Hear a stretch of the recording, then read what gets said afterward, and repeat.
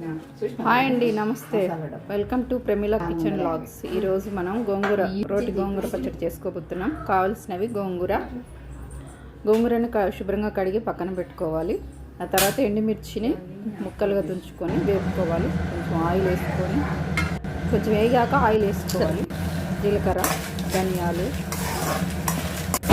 కరివేపాకు వేసుకొని మంచిగా వేసుకోవాలి. ఆ తర్వాత ఇప్పుడు మనం కడిగి పెట్టుకున్న గోంగూరను కూడా గోంగూర కూడా వేగుతుంది. ఇప్పుడు మనం రోట్లో మిరపకాయలు, ఇవి జీలకర్ర ఇవన్నీ వేపుకున్నాం కదా, దాన్ని దంచుకోవాలి, నూరుకోవాలి. ఆ తర్వాత అది పక్కన పెట్టుకొని గోంగూరను కూడా మనం ఇప్పుడు నూరుకొని రెండు పక్కన పెట్టుకొని ఉల్లిగడ్డ, ఒక చిన్నపాటి సైజు ఉల్లిగడ్డను తీసుకొని నూరుకొని ఇప్పుడు మనం దాంట్లో ఉల్లిగడ్డ దంచినాం కదా, ఇప్పుడు గోంగూర వెండి కారం వేసుకొని కలుపుకోవాలి.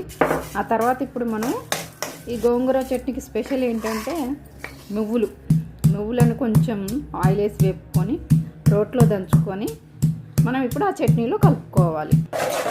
రోటి గోంగూర పచ్చడి రెడీ అయిందండి. ఇప్పుడు టేస్ట్ చూద్దాం. ఉప్పు అన్నీ సరిపోయినాయి, కారం, ఉప్పు అన్నీ సరిపోయినాయి. ఇప్పుడు మనం టేస్ట్ చేద్దాం. గోంగూర చట్నీ, ఉల్లిగడ్డ కోసుకొని ఇప్పుడు మనం ఒక ముద్ద పెట్టుకుంటే టేస్టీ గోంగూర పచ్చడి రెడీ అండి.